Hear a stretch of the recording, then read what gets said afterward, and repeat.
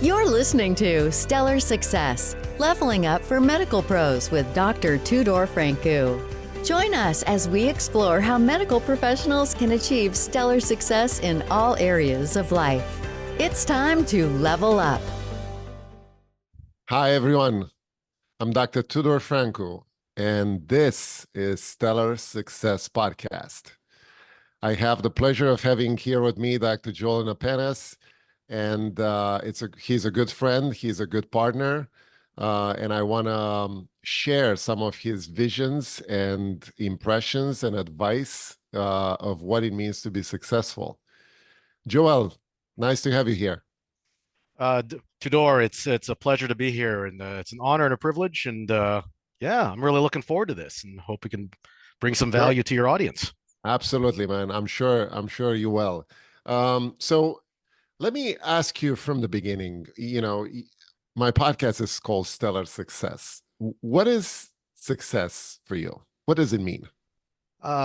Success, I think we always associate success with our careers, right? Our level of achievement that we obtain with our careers. And I think being raised by immigrant parents that have come all the way to Canada, where I was born and raised.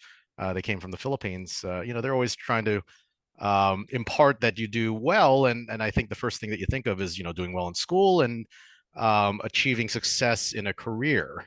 And I think people like your audience and you and I, we've all looked to become doctors in order to achieve it. But I think once you get into that aspect and you've attained that and you've fulfilled that, you realize that that's only one aspect. Success is really engagement and happiness and meaning and purpose in what you do. And this can dovetail into my career path. But it's really knowing that you're making a difference and that you're contributing. Success is feeling healthy and vital, and when you're doing that, because then the best version of yourself also shows up. And lastly, I think success is really about giving back and leaving a legacy with your loved ones, with your family. So we're talking about like our immediate family, and our relatives, and also individuals that that we try to help out along the way. So I think things That's began great. by trying to achieve becoming a doctor, but once you've hit that, you realize that there's so much more to things in Yeah, order to be considered absolutely. successful. And this is what I want to kind of offer a glimpse into lives of successful doctors like yourself, right? What does it mean to be successful as a person, as a human being? It's not only the professional aspect, like you said, it has many other intricacies and aspects of your life. But let me ask you to give us a little story of yourself. How did you come up to where you are? And how did you achieve the success you have right now? All right. Well, a little bit about myself. So I'm actually not a physician. I'm a physician wannabe, and I as a child, I had role models and mentors that were physicians, and I'm actually a dentist, but my specialty is oral medicine, and um, basically, I did not get into medical school on my first try. But being risk averse as I am, I applied. I had like 4 or 5 backups and applied to dental school and got in.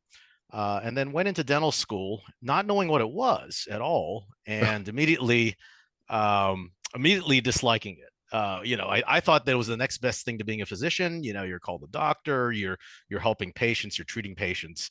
But it wasn't what I expected it. But fortunately, when I graduated dental school, I almost by accident came across the specialty of oral medicine, which is pretty much kind of the fusion, the interface between medicine and dentistry. Interesting. And since then, it's really, it's managing medical conditions of the oral facial region, in the oral cavity. And so we deal with a lot of pathology, and we work very closely with neurology and rheumatology and dermatology. It's a lot of dermatologic conditions in the oral cavity, and autoimmune conditions. So so I think I found my calling. So in a way, even though by title I'm not a physician, I am pretty much living the career that I dreamed about. And so since then, I've been essentially in a career of academics and education, mentoring residents involved in research. I'm a hospital-based oral medicinist, dentist, working alongside physicians. So, I think my career has really, surpassed anything that I could have envisioned when I was starting it. So even though I didn't fulfill my dream of being a physician, I believe I'm living out that dream right now. I've mentored and trained dozens of residents over the years, and it's always a joy. I still do. We conduct clinical research. We're involved with international meetings and collaborators all over the world. And I think this is, it's far surpassed, at least professionally, anything that I would have dreamed out when I got started. That's awesome. You mentioned you grew up in Canada. Yeah, so my parents immigrated to Canada in the early 70s, and they ended up getting married there. And so I was born and raised in Southern Ontario. It's about a small city about an hour from Toronto. And but I think we were always raised with family values. So we had uncles, aunts, cousins, relatives all nearby, and we were, they all came, they all immigrated to the country, and they're all supporting each other. And so I was used to growing up with a lot of extended relatives around, and cousins, uncles, and aunts that were pretty much essentially like immediate family. And I think those were some of the core values that were the immigrant core values that was brought to Canada. And we had like tight knit communities and all of that. So I think now living in the United States, I have the best of being American, Canadian, and Filipino in a lot of identities that I can identify with. Awesome. Joel, I want to slide on the aspect that as physicians and medical professionals in general, in healthcare, we think about ourselves as someone who it's very well trained in what we're doing. Day by day, we're taking care of patients, and we're doing the things that we should be doing. But success in life is something more than a professional success itself, like you said. Yeah, so I think, and sorry, go ahead. I want to, because I want to kind of slide into that idea of what is the extension of your professional success in your social life, and how do you see yourself as successful in other areas of your life, like in about your health, about your nutrition, about your social life, about your financial life and investing. How do you see those coming together? Well, we spend so much time, money, and effort to get to the point that we are in our career. And I think once you've attained that, you realize that there is so much more, there is so much more to life. So I look at my young residents right now, and they're there. We just spent a whole day today. We were in the operating room, doing cases and answering inpatient consults. And so that during residency, you're immersing yourself to be the best clinician that you can be.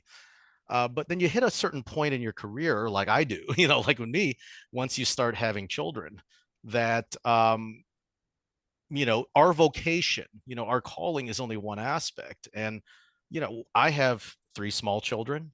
I have a wife, and being there for them, creating, being a role model, being present, just being present. It's that's more important. I mean, we still have the patients that we serve, but that's more important than everything that we've achieved thus far. Um, and so, when you're in your training, yes, it's the right thing to be there. You're 80, whatever, 80 hours, although they don't allow it now with resident duty hour limits. Uh, so I try to achieve balance in terms of my life. Uh, and and we've seen a number of physicians and our colleagues that they're simply devoted, married to their profession out of obligation, but other aspects of the relationships, the time spent with their children, their health, kind of their mental health, Hmm. kind of goes by the wayside. So I think in the later part of, even though once you've achieved a certain level, you find that, your well-being, your ability to get good night's sleep, to have heavy focus on your nutrition and your exercise. Um, and so I think over the last 6 months, I've really spent a lot of time um, optimizing my health. That's Hmm. actually probably more so than our business, and we can even talk about that, business investing. But this past 6 months, I've really focused on, with the end goal that I want to be the best version of myself, be the most effective parent, the most effective spouse, and the most effective in my job and in our business. And the Yeah. only way to do that is you got to make sure that that engine, which is yourself, is in the best shape. So, I've really prioritized, mindfulness, meditation, sleep, diet, and regular exercise as a priority, because I want to be good at what I'm doing. I want to be present, and I want to be able to play with my children's kids, play with my Yeah. grandchildren, Yeah. and be vital doing so. That's a great definition of how you're thinking about success for yourself. You know, they're talking about being successful, but all the people that are successful, they failed at some point, and you cannot have success without failure. And I want to ask you if there was any moment you can share in your life, professional or private, that you had something that didn't go your way, or didn't, pan out the way you wanted, and um, moved you forward in Mhm. some way. I think it all starts with, again, the story that I shared with you at the beginning. I really wanted to be a physician, but I was very risk averse, and I've seen a number of um, my colleagues at the time, my classmates, that they try to apply to medical school, one, two, three, four times, and just weren't able to get in. And so, me being risk averse, I had a plan B, C, D, and E, and all except for plan A panned out. And but I remember, after getting all those, those rejection letters from medical schools, and by the way, it was mostly because I did very poorly on one section of the MCAT, and it was just one. Otherwise, I had the grades. I did very well on all the other sections, but just that having that one bad score on one section of the MCAT actually prevented me from the cutoff for a lot of the universities to get an interview. So I remember, at the time, I was just devastated. Yeah. I was just devastated. Uh, and But I kind of moved forward, and then I remember, like I said, dental school, when I was in it, I was like, is this really for me? And so I really wasn't as engaged, and I thought, okay, maybe it'll be better once I make it all the way through. And I just, I kind of just barely made it through. Um, but then, it was really by accident that one of my co-residents saw an ad that they were look for this program that I ultimately ended up training in, and now that I run. Hmm. And he said, you always wanted to be a physician. This looks like this is the best thing for you. You got to apply for this. Um, and then I think just the rest is history. you know, I go in the training program. I'm in the hospital environment. I think the nature of what we're doing is great. I had wonderful mentors. I still have wonderful mentors that I'm working with, 20 years later. Um, and I think my career has gone, much further than I would have ever imagined Awesome. because of that. And I'll tell you the other thing. My wife will always remind me, my wife, whom you know well, she'll always remind me. She's like, because I used to say, it's like, oh, maybe I wish I went into medical school. And she said, yeah, but we, if you got into medical school, you wouldn't have met me, and because we were introduced through her a mutual friend who was my classmate in dental school. So, You see, everything happens for a reason in this life, right? And some things are meant to be in a way or another. It's interesting.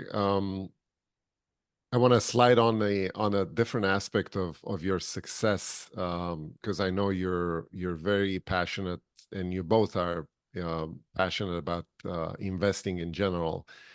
And I remember Warren Buffett said that if you don't find a way to make money while you sleep, you're gonna work until you die. Um, how do you interpret this quote of Warren Buffett in your life? well, I'll start by when I was in dental school. One of my classmates introduced me to the book Rich Dad Poor Dad, and then I was reading it, and at the time, I was thinking, if I go into a career that I love and it's going to pay me really well, then it doesn't matter. So I read it, but I dismissed it, right? I was thinking like, oh yeah, I can do this, for as long as I live, I'll make a very good living.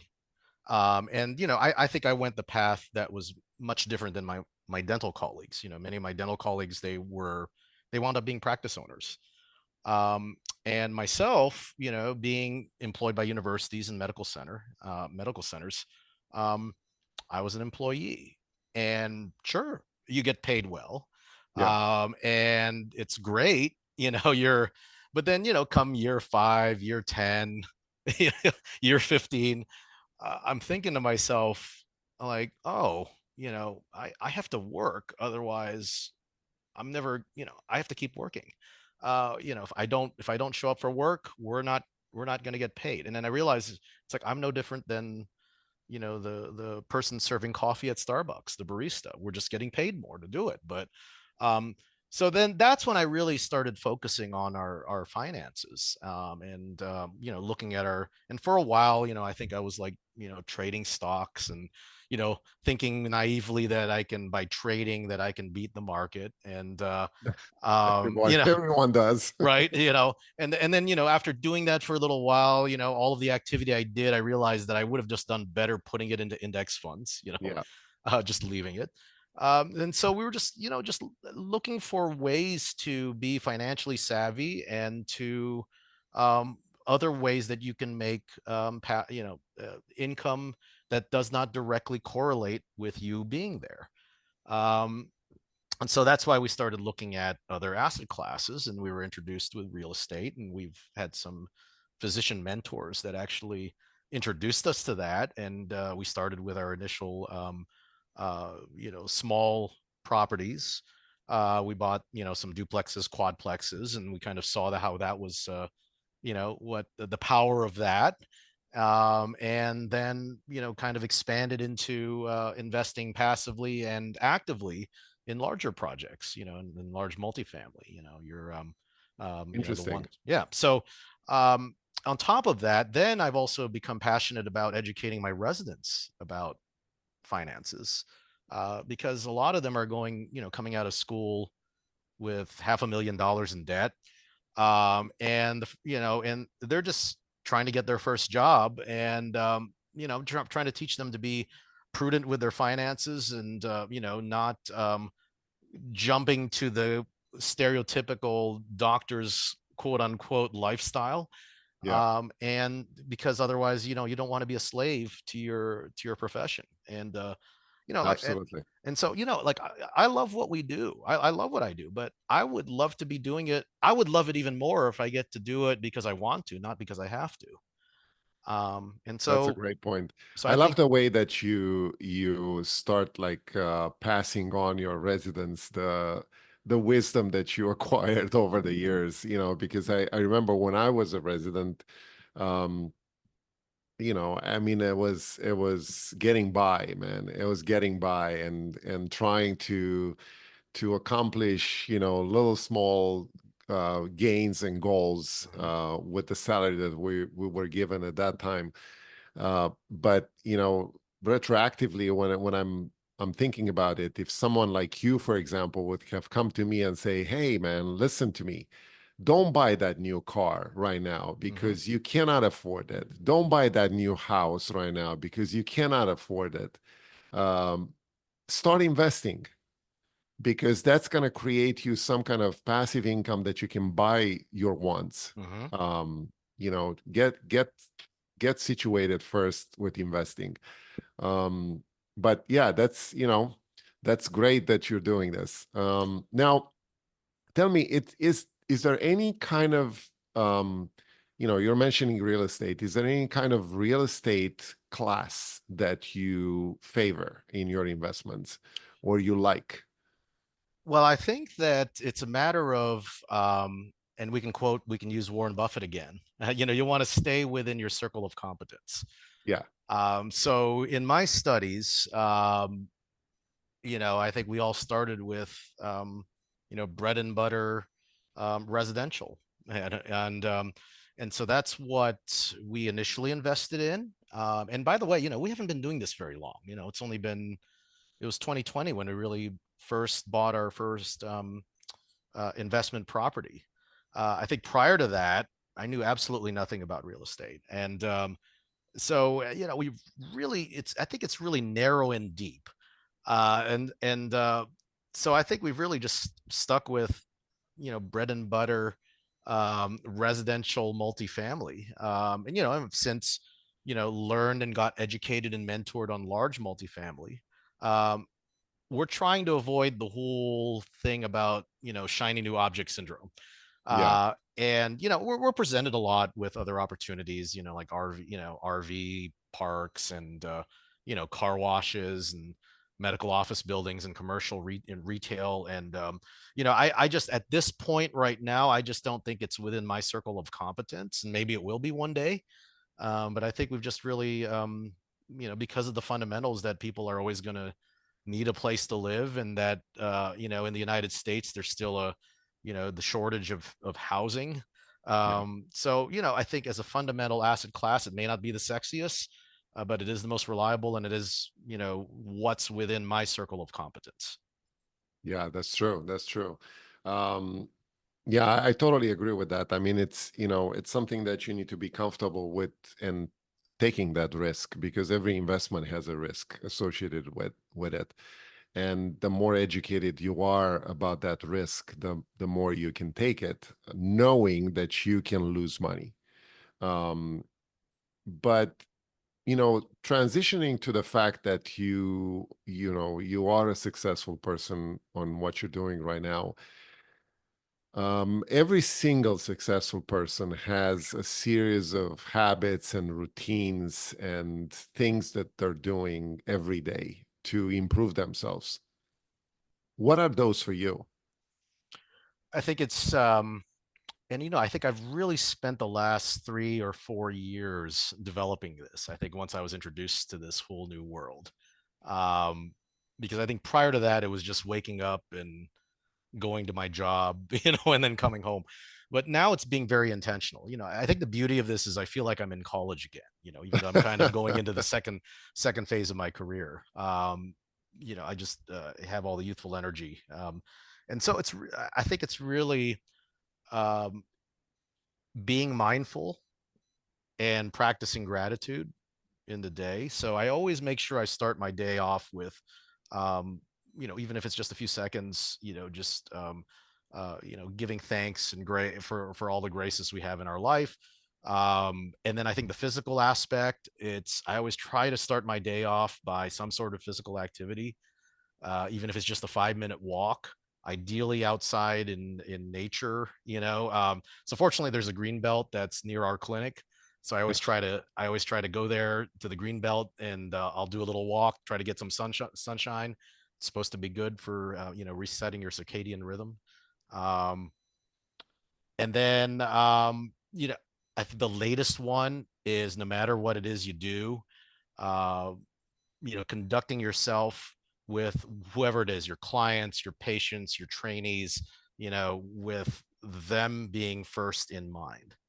And if you know that your purpose there is to serve them, and to love them, not love the service you give. We as doctors, feel like what we're doing is right and it's the best way, but really you got to meet it from their standpoint. Then you'll show up as a better whatever it is. As a landlord, you got to love your tenants. Yeah. So I think just having that mindset is big. And then I think just incorporating physical activity every day. So I just realized, you go to work even though you don't feel like it. Well, even more important, you got to go work out and exercise even though you don't feel like it. So, and almost invariably, even though like yesterday, for instance, I was just exhausted, but after pushing it for an hour, even just an hour at the gym, I felt so much better. So, Yeah. and then lastly is just being able to learn something every day. So there's always some sort of reading, and it's not physical reading. It's like listening to podcasts or books. So I drive, my commute's like 45 minutes to work. So I use that hour and a half or so. I get through my books that way, and, just trying to learn something new that will, improve you 1% every day, and that 1% compounds. Yeah, So that's amazing concept. What do you like to read or listen to? It varies on the mood, and so I think lately it's been a lot of I think a couple years ago it was like general investing and economics, and of course it was real estate. Yeah. A few years ago. I think lately it's been autobiographies of successful business business folks. And I think lately I've been kind of on the autobiographies of business folks. Like, I just went Mhm. through Sir Richard Branson's autobiography. A lot of lessons learned there. You just realize there's a lot of, he's gone through a lot of failures. Yep. He's had a lot of near, even when you thought at the height of his success that he had a lot of near fatal missteps, both in real life and in business. And that just makes you realize it's like, okay, these are the paths that these giants have made. So what you're going through really isn't so bad, and it's a part of the process. Um, so there's a lot of learnings there, and just general business books now. Yeah, that's great, Joel. I mean, that's so true. Even if you compare yourself to those big personalities, right, in our lives, like Richard Branson or, Elon Musk, and they're still humans. They're still people. They're still people that are following a certain amount of risk and routines and habits that they bring themselves to this kind of level of success. But everybody fails, and everybody gets, the only thing that keeps them going is that they get back up and they don't quit. um, and I think, this is one thing that I'm kind of trying to figure out of successful people. If what would you say to someone who, let's say, one of your residents, for example, that want to kind of, step, you know, follow in your footsteps, in terms of like career and investing. What would you say to them? Any piece of advice that you would tell them or tell yourself being a resident, 20 something years ago? I think it's the following steps. I think one, um, find something that resonates with you, that you can be very, very good at and you can be paid for. That's number one. Number two, don't spend all of it on your lifestyle. Set aside a good amount of it in order to put on things, so that to accumulate assets. And assets are things that will increase in value at some future point. and will pay you in your sleep. So I think I think if you're starting out, but in order to get there, you have to start by doing things the old-fashioned way. You gotta find something you're passionate about that will pay well, that is in the marketplace, that that you can use to get that initial capital, so then you can build your assets, and then just work voraciously in order to accumulate those assets. So then whatever vocation that you're doing becomes optional. And then Mhm. number three is don't lose yourself in the in the process. So stay true to yourself, and do it with community. And whatever the community is, it could be a spouse, it could be your family. um, it's got to mean something, not just for you, but it's also got to mean something for the people around you. That's very nice. I love that. Very pointy pieces of advice, and that anybody can follow, actually. Any kind of projects or future goals that excite you right now? I think right now we're just looking at optimizing what we're doing, in terms of our current investments. Hmm. um, we're always looking for opportunities right now in this market. I know been a little bit difficult the last couple of years, but I think we want to really just hone in with laser focus. um, and the other thing is that one of the side projects that I've been looking at right now is just try to figure out ways that we can deliver our my specialty in an innovative way, in a Hmm. non-traditional way. And so that's just kind of been a pet project of mine on the side.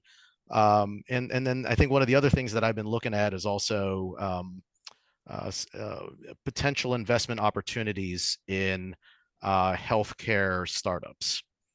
Interesting. So I think one was coming up with one, and then also, as looking at investment opportunities and those things. So I'm just learning a little bit more about that with individuals that I've been associated with.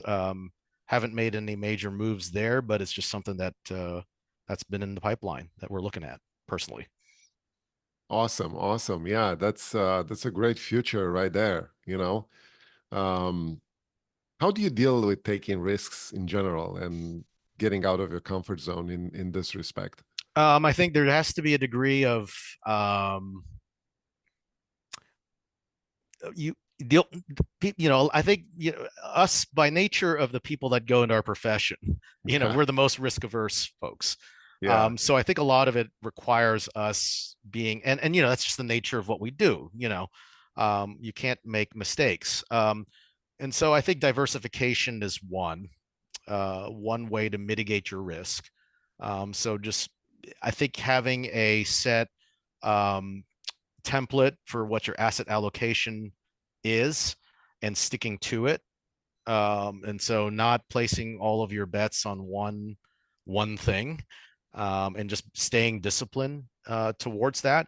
But the point I was trying to get to is that we tend to err on the side of inaction and just more analysis, and you can get into analysis paralysis. hmm, I think as long as you know that you are diversified, you are not betting the farm on one thing. The only way you're going to learn is to actually take action and do it. Once you have enough yeah, information to make the leap. Because in many ways, you're not going to learn unless you make the leap. And so absolutely. it's just as risky as it's just as risky staying in. It's actually more risky staying in cash and letting the value of your money devalue over time. Um, so it's Yeah, taking action, exactly. but spreading out your bets and diversifying. Interesting. Yeah, that's a great advice. Like you said, somebody who has some kind of resources, financial resources at this point in our profession, and want to diversify, real estate could be something very good to get into, especially these days where prices are going down. But in general, something that produces cash flow, right? Mm-hmm. A passive income stream that gives you some kind of, I would say, security while you sleep. Because obviously we cannot do what we're doing, our profession, for the whole life. We're going to have to rely on some kind of income at some point. Joel, it was very nice having you on the podcast. I'm sure our audience will appreciate your advices and your perspectives. And how is anybody can get in touch with you if they want to? You can find me in LinkedIn. It's just look me up, Joel J. Napenas, Napenas. That's probably the best way to get a hold of me. We also have our real estate investment firm. The website is the number 5D as in dog H partners.com. And you can find us there. But yeah, please feel free to reach out to me either way. And I love to have conversations and connect. Awesome. Thank you so much, Joel. I enjoy our conversation, and I hope we can circle back at some point to see what big news are coming for you. Thank you, Tudor. It's been a pleasure. Sure. Take care. Bye. That's a wrap on Stellar Success, Leveling Up for Medical Pros with Dr. Tudor Francu. Interested in joining us? Go to stellarsuccesspodcast.com/guest to apply. Stay stellar and level up.